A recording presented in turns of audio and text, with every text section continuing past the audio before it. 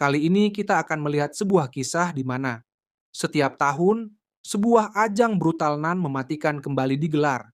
Sebuah ujian fisik dan mental yang membuat seluruh negeri menahan napas di depan layar. Di medan ini, bukan sekadar keberanian yang diuji, tapi juga batas kemanusiaan. Tahun ini, Ray berdiri mewakili daerahnya dalam tantangan paling kejam yang pernah ada, di mana setiap langkah bisa menjadi langkah terakhir.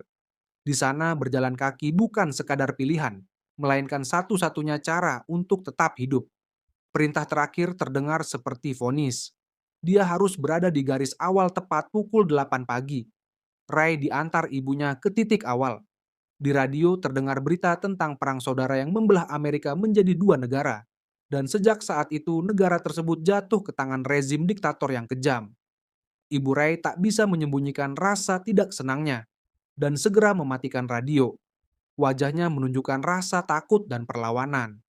Suaminya telah meninggal bertahun-tahun lalu saat mengikuti kompetisi yang sama.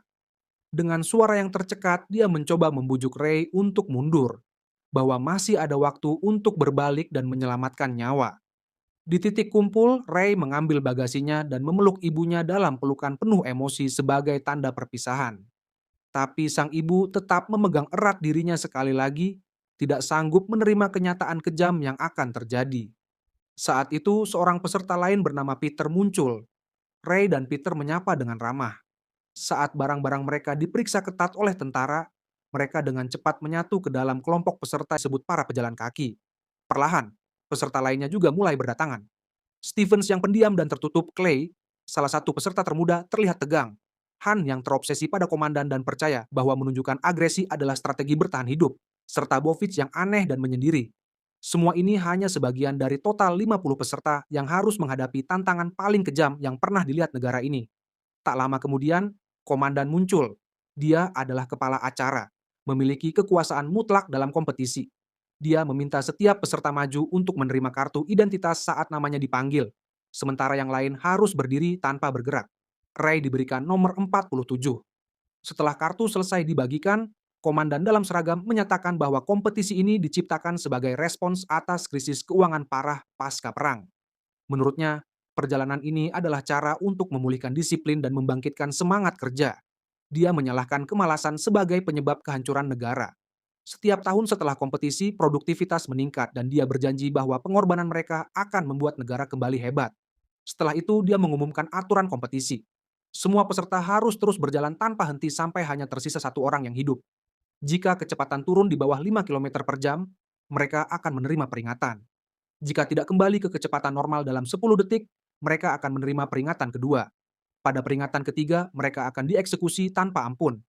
Orang terakhir yang bertahan akan menerima hadiah besar, sejumlah uang yang sangat besar, dan satu permintaan yang akan dikabulkan tanpa batas.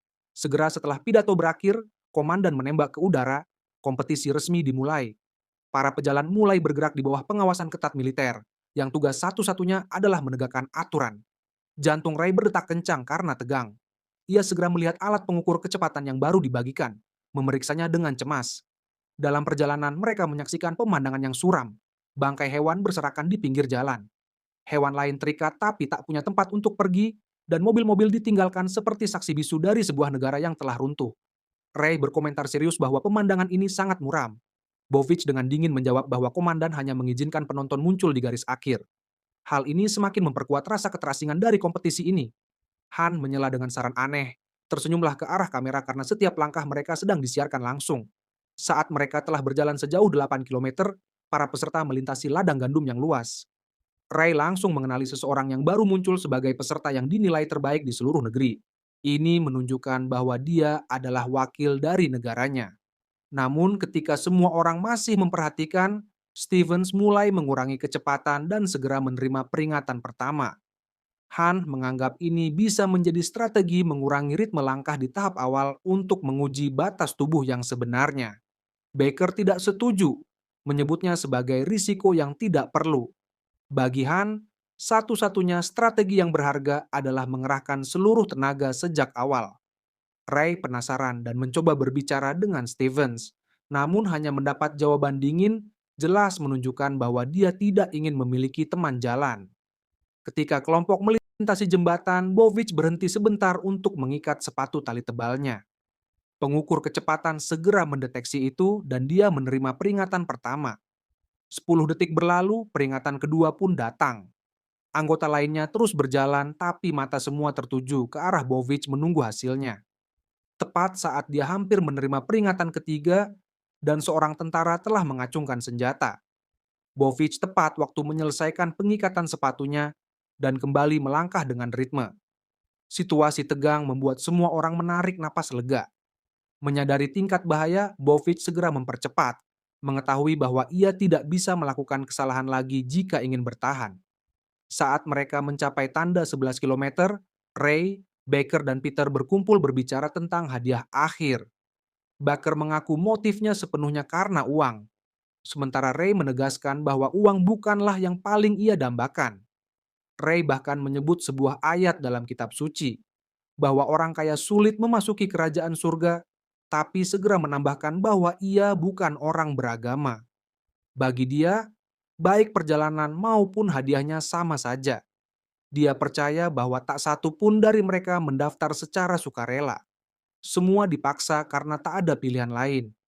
Pengakuan Ray membuat Stevens kesal, memerintahkan mereka diam dan fokus berjalan kaki. Baker setuju, tapi tetap mempertahankan pandangannya bahwa uang sangat penting. Setelah itu Baker mengeluarkan sebatang rokok mengundang Ray, tapi Ray menolak tegas. Sebaliknya, Baker langsung menerimanya. Tiba-tiba seorang pejalan lain bernama Hanis menyela pembicaraan. Dia adalah seorang penulis dan berjalan sambil mencatat nama dan nomor urut peserta lain dengan tujuan menulis buku. Bagi Hanis, buku itu adalah jalan menuju kekayaan. Baker tertawa kecil dan menjawab bahwa jika dia benar menang kompetisi ini pun, tidak perlu menulis buku juga akan kaya. Di tengah perjalanan, Ray menemukan sebuah rumah sepi di pinggir jalan, di mana seorang wanita berdiri di depan pintu memperhatikan rombongan dengan tatapan dingin dan sulit ditebak. Tepat saat itu, Clay tiba-tiba kejang kaki, terpaksa mengurangi kecepatan dan menerima peringatan pertama. Melihat Clay goyah, Ray dan Peter segera berbalik membantu. Ray menyuruh dia bersandar pada dirinya dan mencoba terus berjalan. Namun rasa sakit begitu hebat hingga Clay benar-benar kehabisan tenaga. Tak lagi mampu berdiri, dia ambruk dan menyerah. Dalam sekejap, ia menerima 3 peringatan. Seorang tentara mendekat tanpa ragu dan di depan semua orang menembak kepala Clay dengan dingin. Kata-kata terakhirnya terucap dalam keputusasaan yang sama sekali tidak adil.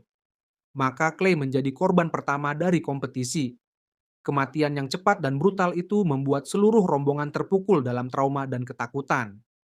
Mereka dipaksa menghadapi kebenaran telanjang. Kompetisi ini benar-benar permainan hidup mati.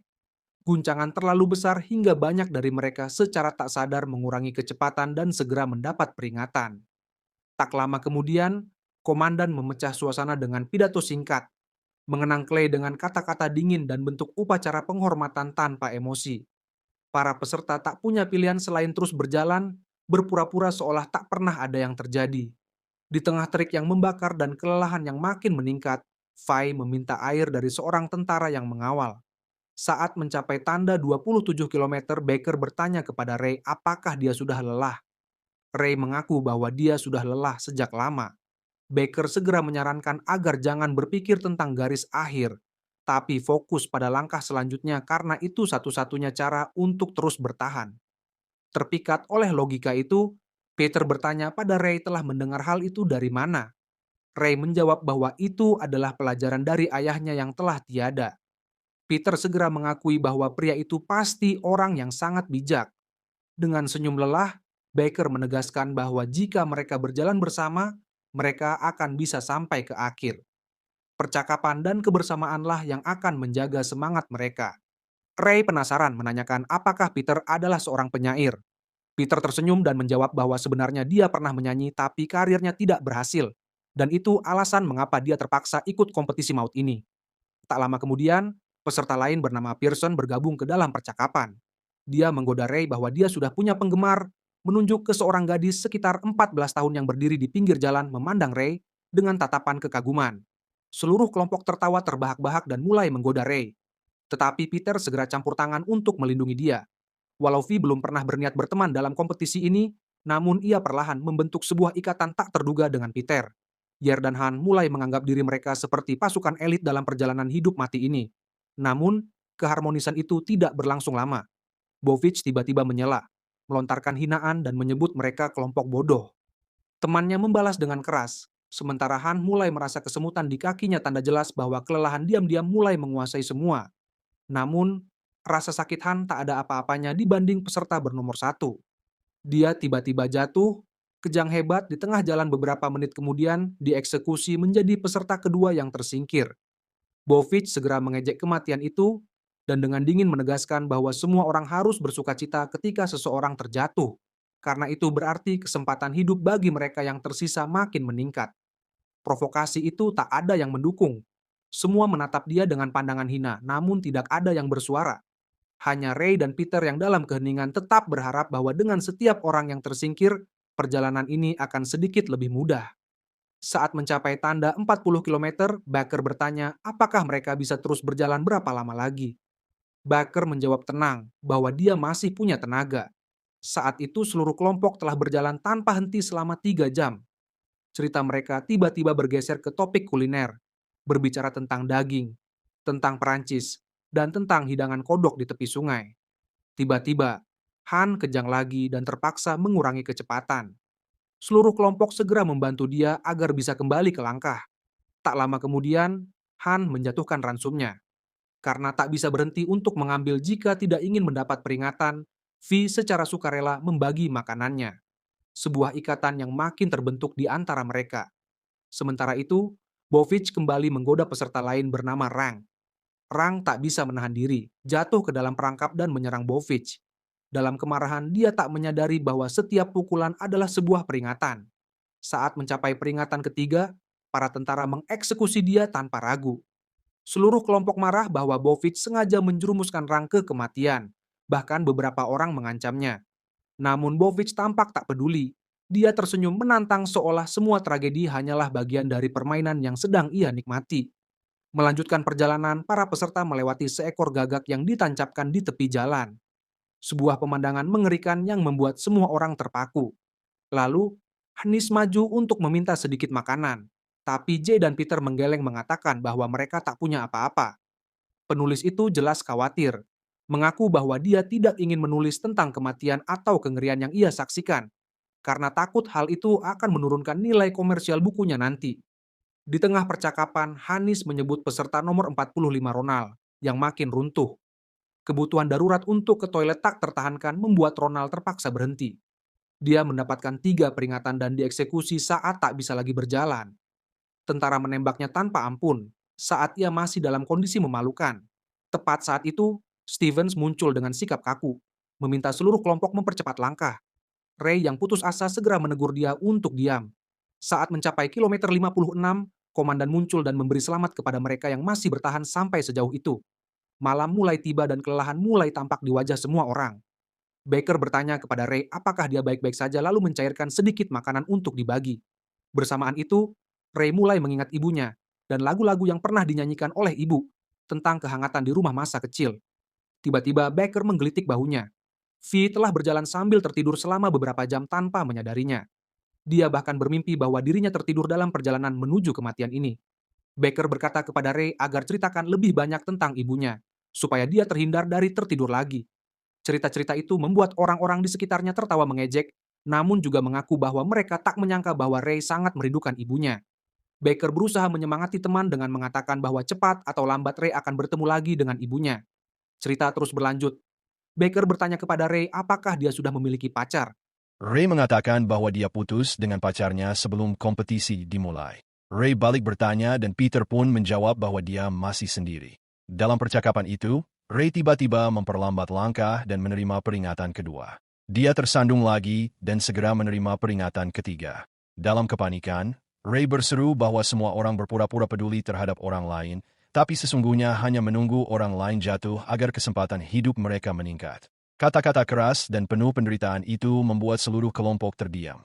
Tak lama kemudian, mereka menghadapi sebuah tanjakan yang tinggi luar biasa. Mendaki menjadi mimpi buruk yang nyata. Orang-orang yang tak punya tenaga satu persatu terjatuh dan tersingkir. Ray berusaha menjaga fokusnya dan mengerahkan semua tenaga untuk terus berjalan. Tepat saat dia akan roboh, Barker meraih tangannya, membantu Ray mengambil napas dan terus maju. Dengan suara serak, Ray meminta maaf atas kata-kata yang telah dia ucapkan sebelumnya. Dia menanyakan kondisi orang-orang yang lain dan Peter menenangkan bahwa mereka masih baik. Fajar hari kedua muncul, kelompok telah berjalan sejauh 94 km. Dari 53 orang awal hanya 18 yang masih bertahan. Ray sangat kelelahan. Peter terus berbicara karena merasa kakinya semakin lemah. Dia bertanya Peter alasan sebenarnya mengapa dia ingin menang. Ray mengaku bahwa selain bertahan hidup, dia juga membawa alasan lain meskipun tahu dirinya tak punya banyak harapan. Sebaliknya, Barker mengatakan bahwa dia tidak harus menang. Suatu saat ketika tak tahan lagi, dia akan duduk saja dan menerima akhir. Saat mereka mencapai tanda 107 km, Han mulai menunjukkan tanda-tanda kehilangan kontrol. Bersamaan itu, Hennis cedera pergelangan kaki dan dieksekusi segera. Barker dan Ray sedih atas kematiannya. Sementara Bolvik tetap tenang, mempertahankan sikap kejamnya. Setelah perdebatan hebat dengan Peter, Bolvik bersumpah akan melakukan apapun yang diperlukan untuk menghancurkan komunitas. Di tanda 160 km, komandan muncul lagi, memberi semangat kepada mereka yang masih bertahan menuju garis akhir di mana hadiah besar telah dijanjikan. Stephens bersin, dan ketika seseorang bertanya apakah dia sedang sakit, dia hanya menjawab bahwa dia menderita alergi musim semi. Segera setelah itu, seorang peserta tiba-tiba memecah formasi dan mencoba melarikan diri. Seketika, para prajurit menembak mati dia dalam sekejap mata. Setelah kejadian itu, orang-orang yang menyebut diri mereka Musketeer membicarakan tentang keinginan mereka jika memenangkan perlombaan. Barker bermimpi tentang sebuah kapal luar angkasa untuk pergi ke bulan. Han, dengan nada cabul, hanya berharap mendapat 10 gadis telanjang. Barker kemudian mengungkapkan bahwa dia telah mengubah pikirannya. Keinginan barunya adalah agar kompetisi memberikan hadiah kepada 2 orang, bukan hanya 1. Enam terkejut atas kebaikan itu. Ketika mereka mencoba beralih ke topik lain, Barker bertanya kepada Ray apa yang akan dia harapkan jika menang. Ray dengan jujur menjawab bahwa dia hanya ingin bisa mengubah segalanya, memperbaiki semua kesalahan. Temannya memperingatkan agar dia tidak mengucapkan hal-hal seperti itu terlalu keras karena bisa membawa masalah. Namun Ray tetap teguh pada pendiriannya dan menegaskan bahwa dia akan tetap mengatakan apa yang dia pikirkan, karena jika tidak menang, dia juga akan mati. Kata-katanya membuat para pejalan kaki lainnya menjadi gaduh. Mereka mulai secara terbuka menunjukkan ketidakpuasan terhadap sang komandan dan perjalanan maut ini. Malam itu, hujan deras mengguyur jalanan. Ray menyandarkan kepalanya di bahu Peter agar bisa memejamkan mata beberapa menit, sementara Peter terus melangkah seolah kelelahan tak bisa menyentuhnya. Hari ketiga, mereka telah menempuh jarak 231 km. Barker keluar dari barisan sejenak untuk buang air kecil. Untungnya, dia kembali tepat waktu dan terhindar dari peringatan terakhir. Dia terus berjalan di samping Peter dan Ray, berusaha mengobrol lagi. Tetapi bau tak sedap darinya membuat keduanya menyarankan agar dia menjauh beberapa meter supaya baunya berkurang. Peter dengan enggan setuju, menjauh dengan wajah penuh pasrah. Ketika hanya tinggal 2 orang, Ray mengungkapkan kepada Peter alasan sebenarnya mengapa dia harus menang. Ayahnya pernah mengajarkan kepadanya pengetahuan yang dilarang oleh pemerintah. Suatu malam, para prajurit menyerbu rumah mereka, menangkap sang ayah, dan membawanya kepada sang komandan. Setelah memarahi ayahnya karena menebarkan pemikiran pemberontak, komandan itu memberi 2 pilihan. Tunduk sepenuhnya kepada negara, atau mati. Ayahnya tetap teguh pada keyakinannya dan menolak, lalu dieksekusi tepat di depan seluruh keluarga. Sejak saat itu, Ray sadar bahwa nasibnya telah ditentukan. Dia harus menang, harus membalas dendam untuk ayahnya, dan membuat sang komandan tahu bahwa dia tidak akan pernah dilupakan. Dengan suara penuh kebencian, Ray mengakui bahwa dia membenci orang itu sampai ke tulang, dan jika menang, keinginannya adalah mendapatkan sebuah pistol untuk membunuhnya.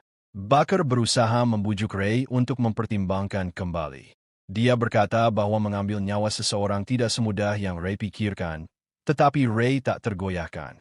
Akhirnya, Barker memperingatkan bahwa sebuah keinginan yang lahir hanya dari dendam tidak akan pernah memiliki makna sejati, karena balas dendam tidak akan pernah cukup. Saat mencapai kilometer ke-273, kegilaan mulai meledak di antara para pejalan kaki. Seorang peserta kehilangan kendali, menyerang seorang prajurit, dan kemudian digilas oleh tank. Orang lain, dalam keadaan delirium, menanggalkan semua pakaiannya lalu berjalan berlawanan arah, mengakhiri hidupnya sendiri. Para prajurit tanpa ragu menembaknya di tempat. Tak lama kemudian, Han mulai benar-benar kehilangan akal.